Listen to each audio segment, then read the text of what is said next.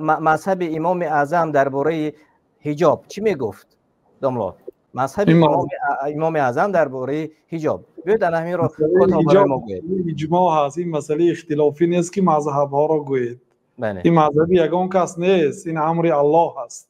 اما بعضی ها تنها داملا اما بعضی ها تنها مذهب امام ابو حنیفه را قبول میکنند و مذهب حنفی هم فرض میگه مذهب حنفی از همه مذهب سخت است.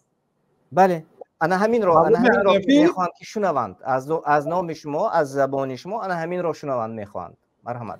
مسئله های هست که وای مذهب یگان کس نیست، اون مسئله های اجماعی هست. این مسئله حجاب فرض عین است، یعنی مانند نماز فرض است، ولی فرض او مذهبی شافعی و احمد و مالکی و حنفی ندارد.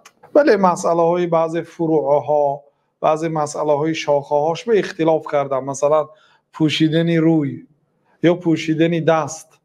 حالا زنها دستش اگر همین دستش نمایان شود ممکن است یا گناه هست، بله در این مسئله ها اختلاف است. اما خود حجاب یعنی که این فرضی عین است برای تمام زنهایی که به بلاغت رسیدن.